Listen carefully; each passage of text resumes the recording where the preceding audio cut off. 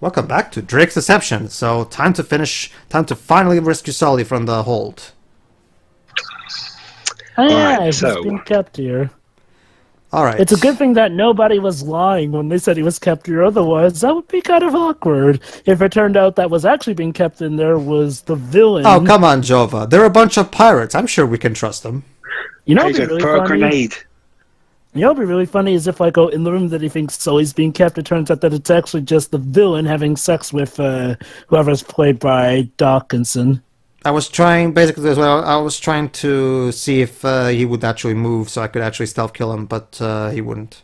Or God forbid, he runs in on her being given a blowjob by a teddy bear.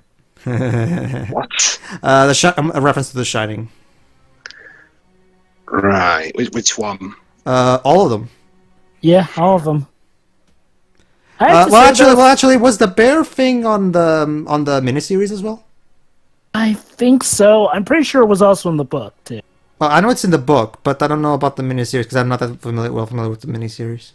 I don't quite recall. You know what's ironic is that the miniseries actually does do some good things. I can't believe that. Only in regards to Jack's character, if I'm going to be honest. The rest, Kubrick Well, did better. admittedly, Jack's character is kind of a big puzzle piece, though. I know. It's just, but I'm gonna have to agree with Doug on this one. If it's still not scary, and that's kind of a death knell for a horror story. hmm I mean, I guess it depends on what you consider scary, but I'll admit, yeah, the miniseries is a lot more try-hard at being scary. Well, horror movies don't exactly do the best job with scaring people. That's just the thing, Shiroi. One of the main reasons why I found Kubrick's The Shining scary was exactly because of the fact that it went out of its way to pretty much ignore all of the typical horror movie cliches.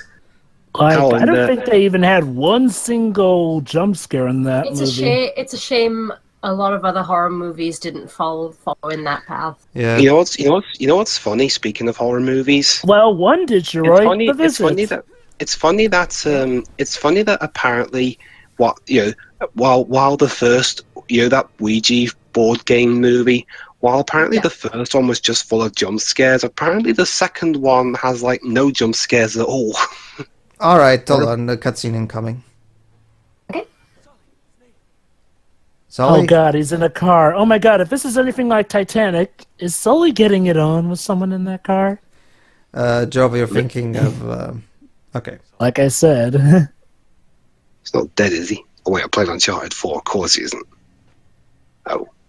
Oh, that's Well, crap. What a dummy. Ha ha ha, get out of the corner, Joe. Eh? What?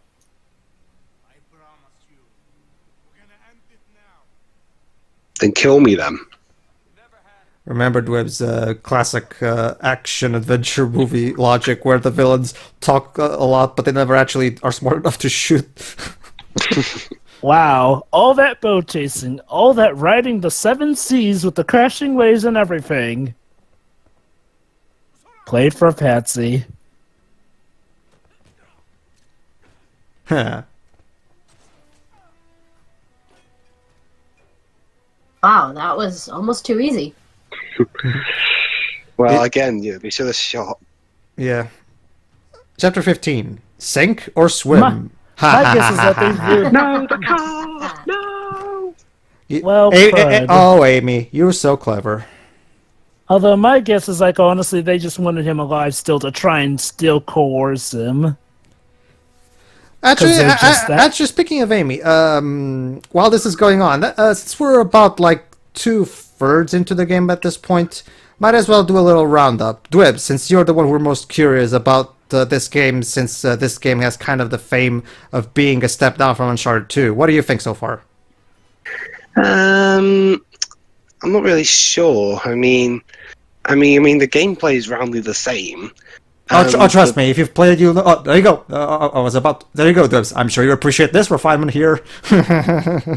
Yeah? Anyway, but story-wise, I mean, it's not bad, but I think I don't know. There's something about it that just doesn't have it any higher than fine. I think for Well, I'm talking and about Nicole- in comparison to Uncharted 2's story, because I actually really like this one better. Because first of all, the villain is much more interesting. I'm liking this one's story so No, I far, like and the. No, I kind of like the. I kind of like the second. Well, not entirely, but I think he. I think he's so far. I think he's made a bit more of an impression on me than whoever the villain is here. So I'm I can guessing see you where find Neil I can- Druckmann a better writer than Hamey. Yeah, I mean, Druckmann has his downsides too, but at least Basically, Shiroy, this was the first and so far only Uncharted game without Neil Druckmann's involvement, aka the creator of The Last of Us. I think I see where some people may be coming from. However, let me elaborate. I'm not saying that I agree that, like, well, this is like, oh my god, a dumpster compared to 2, but I think I do see that, okay, in some ways you might like the villain of this game better than the one of the second one. I think the main issue that's kind of bringing this game down to it a bit is because, well, the pacing kind of has a few too much gaps between Nate actually, getting it on with the bad guys.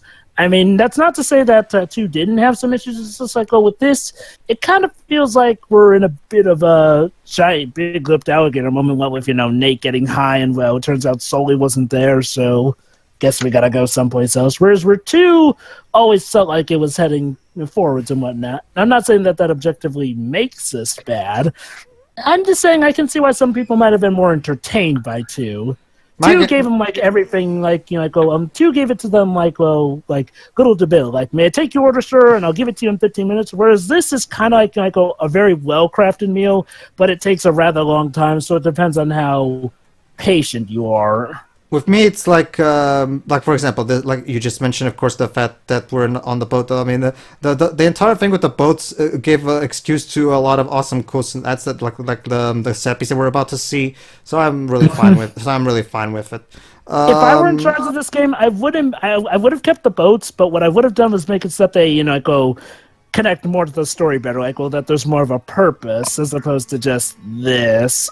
Maybe that's why people like Uncharted 2 better. It's the set pieces, connect more to the story better. Not to say that they don't connect well here, but I can see that a lot of set pieces kind of feel like excuses to just do that as opposed to being part of the story, and that can pull some people out of the game. I guess for me, it's there's also the fact that. Whereas Uncharted 2's story was, even the first one, whereas Uncharted 2 and 1's story was just a simple, stop the bad guy story. Like I said, I really like the fact that this story actually does go to the trouble of having a character arc for Nate. What do you think, Shiri? Yeah, sure. What do you think? I like this a lot more than 2 because the whole thing about 2 just being a remix of 1. This story has a lot more meat to it.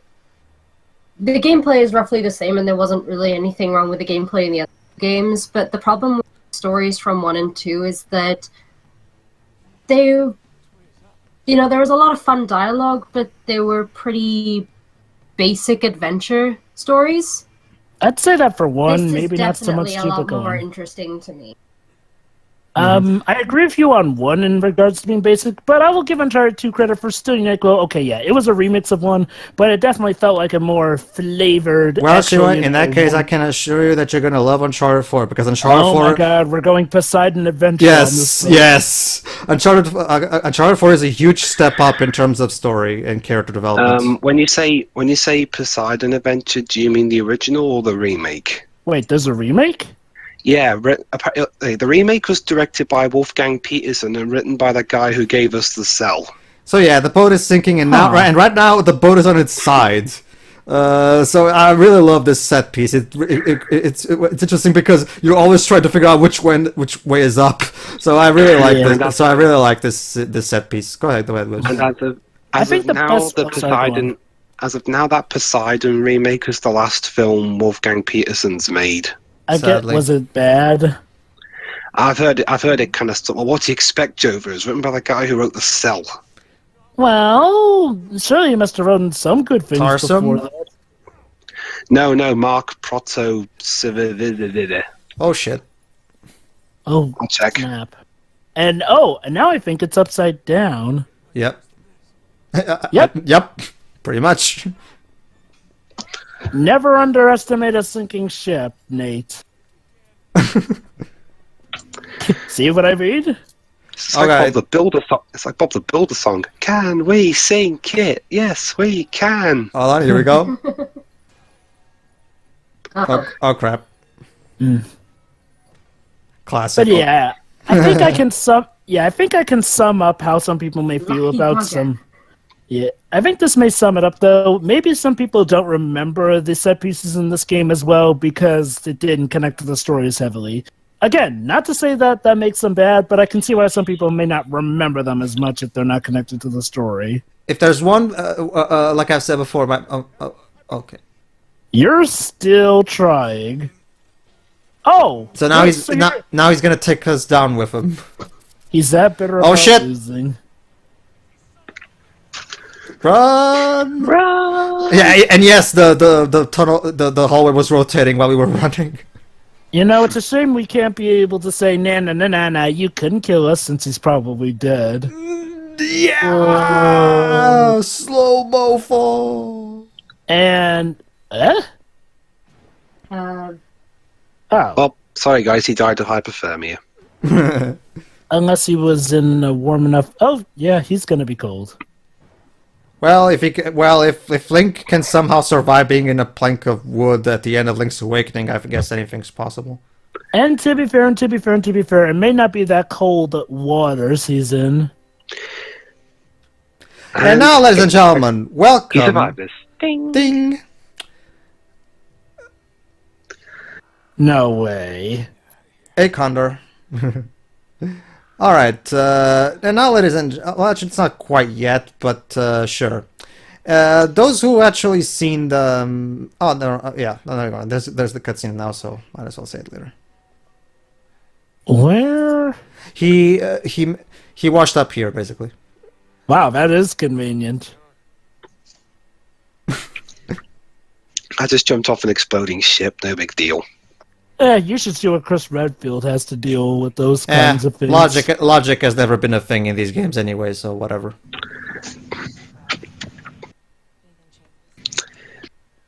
I'm sure Chris is enjoying his little break though, because he's not in Resi 7. Honey, you would not believe the day I've been having. I know, right?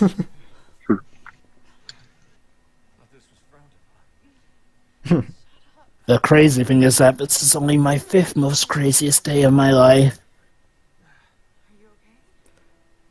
I'm okay. I just need to take a really good nap. And I never want to hear the mention of the ocean for at least a week. Unfortunately, the bad guys got Sully. Oh, so they... oh, they did actually get do him. have him this time. So they lied, but they actually weren't Well, lying. well, They well, just had well, him somewhere else. Well, let's not forget when Marlo had us in her clutches. She specifically said that she was going after Sully because remember, Sully's the only one who knows how to find the rum because he memorized it on the ceiling. So now it's more than personal. So now, ladies and gentlemen, we're back to the good old days of Uncharted 1, where it's just Nate and Elena. Except this time we know Sully's alive. You know, if the Uncharted fan base were like Sonic's fans, they'd probably treat Sully as like one of Nate's shitty friends. No. He was in the original game. Yeah, true. So in that case, what's the name of that girl?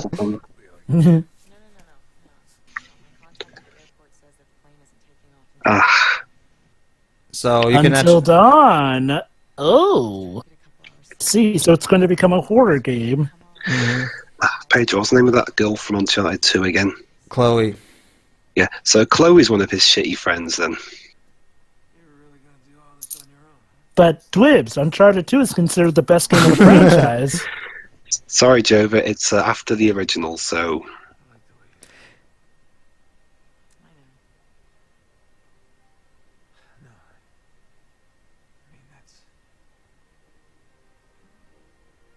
That's what?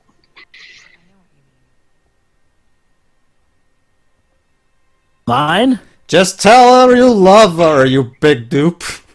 Okay, yeah, wow. Amy seems to love those pregnant pauses in her scripts. No. What I think is the way I interpret it, he cannot find the words to say it, but she knows. Oh, I mean, I'm just comparing it to how he is in the previous games. And again, different writer, so that might explain it. Not that it's necessarily too bad of it. Well, she did co-write the other 2 games. Yeah, she did. It's just, I guess But she's the sole writer here. she's not the sole writer here. It's just that I guess Neil Druckmann was really one of the big creative forces behind the writing in the first 2 games, which is why some people have some issues with it. He came back from Uncharted 4, right? Yeah, he single-handedly wrote Uncharted 4, and Actually, he didn't. oh, no, you're right. Who was the co-writer? Josh. Oh yeah, Joshua. Okay, one shot at this. I'm surprised that wasn't the name of Uncharted 4. Uncharted 4, one shot at this. All right. But mind you, people would think that that's a game where you only have like one life. If you fail, that's it. You can never play the game again. One shot left. Pirates of the Caribbean, anyone?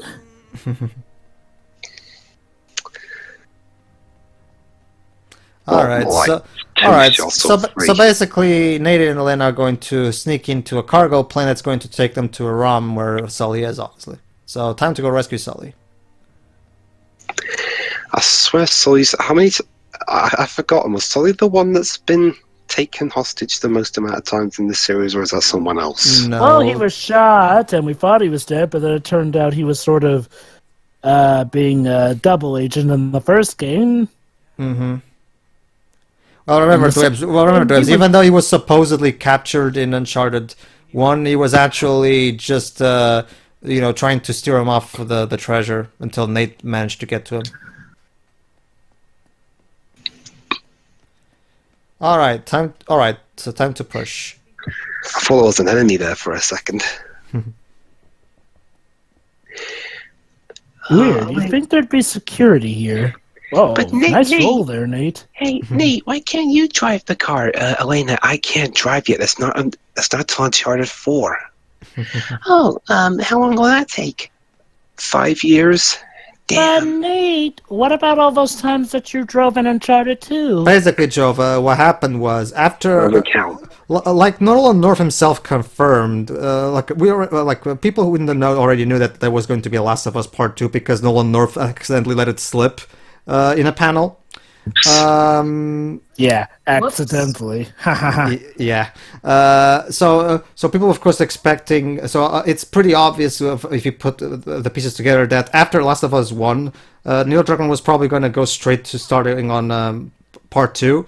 However, of course, Amy left Naughty Dog, so they needed someone to take over for Uncharted 4. So Neil and Bruce took the job because Neil was, of course, the second.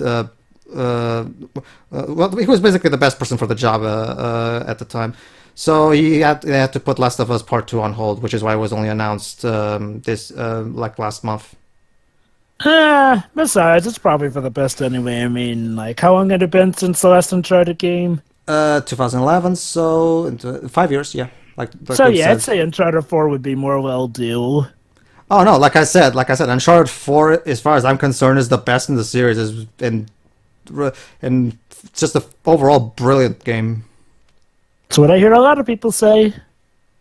It tells a satisfying story. The set pieces are unbelievably fun. The graphics And it's got Crash Bandicoot. Yep, and I cannot stop gushing about how beautiful that game looks. That game looks unbelievable. See, unlike most PS4 games, this is made by a company who actually tries to push it to the limits and make it look as good, if not better, than in the trailer. Oh yeah, no. Just to remind me, is that game? I know the game's not in 60 frames, but well, it depends. The single player campaign of Uncharted 4 is in 30 frames, but the multiplayer is in 60. So, how do you suggest I record the single player then? 1080p 30, obviously.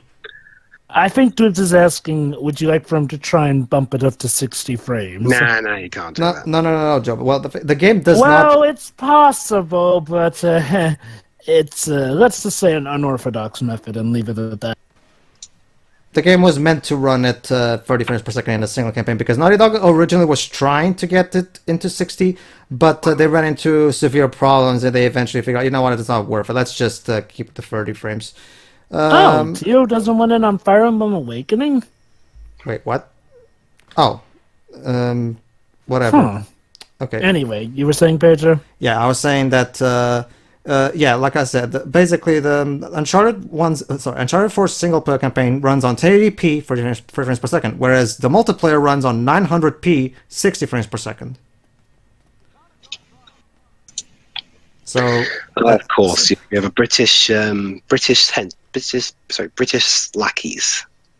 Of course. well, Webbs, ever since the first game, we have this thing about British people being evil. I mean, the villain of this game is British, so. But what about the villain of the Yarp. second? Oh, Chloe kind of stabbed us in the back a few times in the second game. And she was also British. All right, I'm actually really looking forward to seeing what the Uncharted 3 team is going to do with Chloe and Nadine in Lost Legacy. That should be really interesting. Watch them make a whole new spin-off series of it, unless we get Uncharted 5, starring you-know-who. Well, right now Neil is busy with Last of Us Part 2, You know so... who's not in this franchise.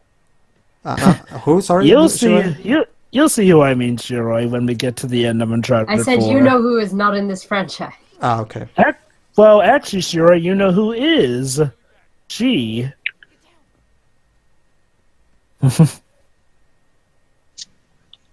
Whoa.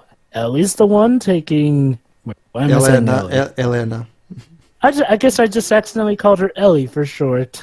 Ellie. I'm totally not mistaking her with Ellen Page. Of course you're not. Seriously, though, it is so bizarre how much Ellie looks like Ellen Page. To It's interesting you say that, Joe, because... the point where she tried suing them, I believe, over that. well, yeah, originally, Ellie's character model actually looked even more with Ellen Page than what she actually did in the final game. However, Ellen Page... Tried to sue him over it. tried to sue them over it, and so Naughty Dog changed her face to look more like Ashley Johnson's face. Johnson's face. Bit, AKA the actress playing Ellie.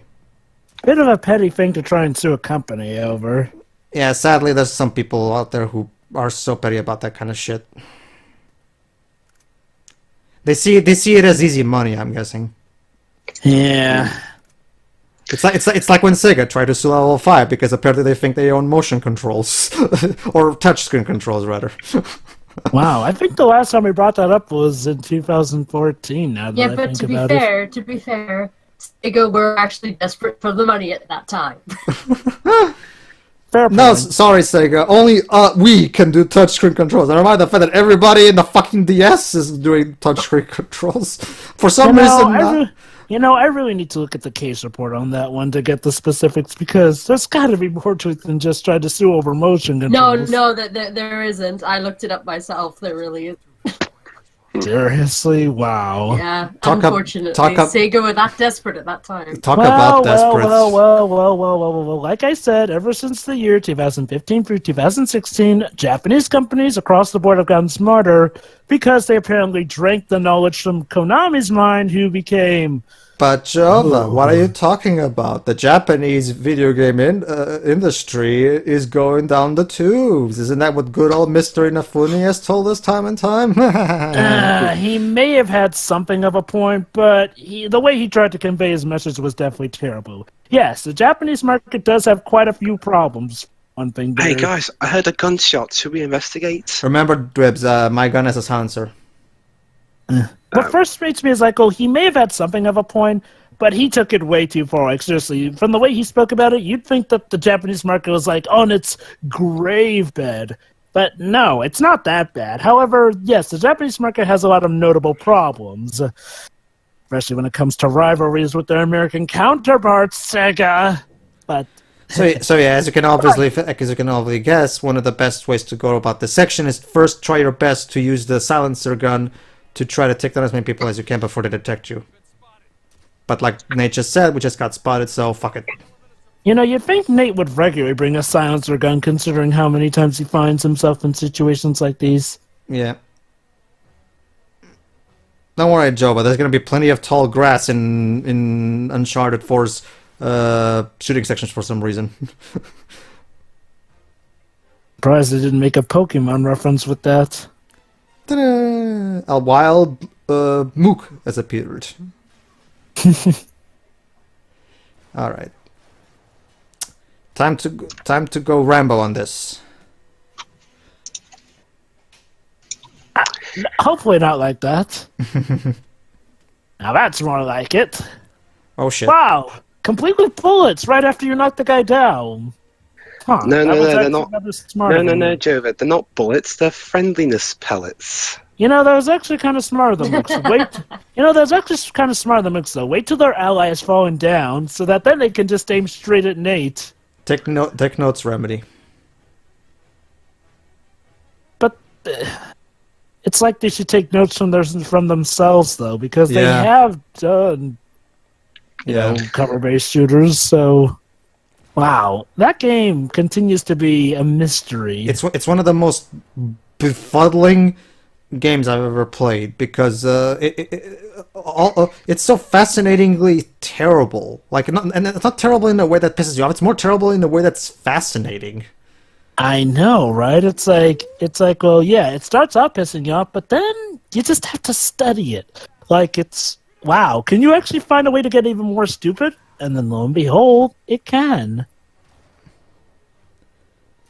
Although, knowing our luck, we'll probably run into a game that's even more confusingly bad. Yeah, like, unlike Quantic Dream, Remedy actually had a really solid track record before that game, so, yeah, what the fuck happened? It's almost as mysterious as how M. Night Shyamalan seeming to get his career back. Like, okay, we first thought the visit might be a fluke, but now the split suggests that he may actually know his stuff again. Thanks, dude, for putting yourself in high ground to make it easy for me to shoot you. I like to be considerate. It's what my mom told me to. I guess. Well, and besides, Nate, you don't have a long-range weapon, so I'm just doing this to mock you. Yeah. I'll write that on your tombstone. What? Wah ha ha ha ha ha. No, wah ha ha bang! Ha, missed. Wasn't aiming for you. Yeah, really? like Web said, I actually forgot about the whole range thing. Although I was aiming. I think on Uncharted, I swear a couple of times in Uncharted 4, unless I'm remembering it wrong, there were enemies that were quite a few distances, quite a bit away from me, and I still managed to get them. Uncharted. Neil and Bruce made Uncharted 4 in a bit more like Last of Us, where the areas are much less linear and much more open. So obviously they had to increase the range of the guns. I see.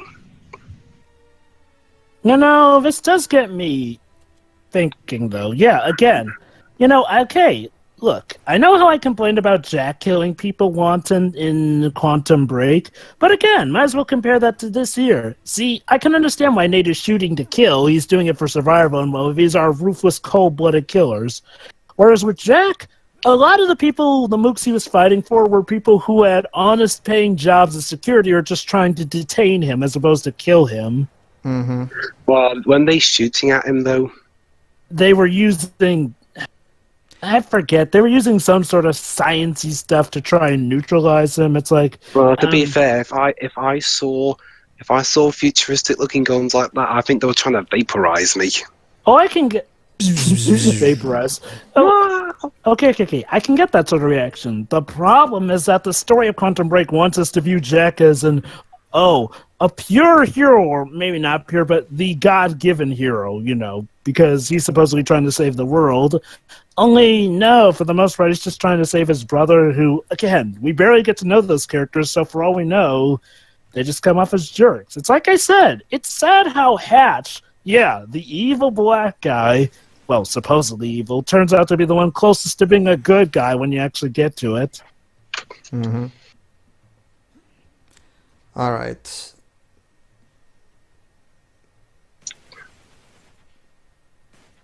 That was a warning shot. There you go.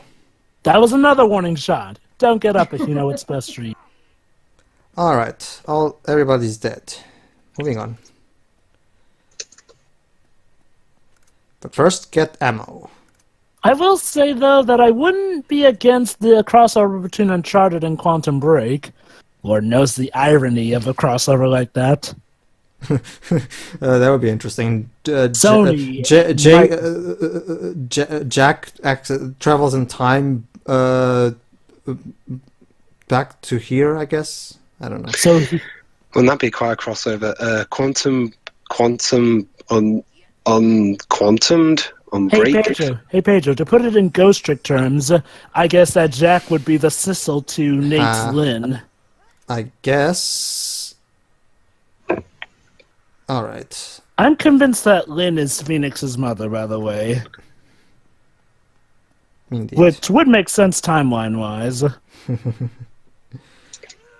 And considering how she shares her son's trademark bout of luck. Yeah, true. Yeah. Alright, everybody. In the next part, we're going to get into the iconic set piece of this game that was even used in the original PS3 cover. The desert/plain set piece.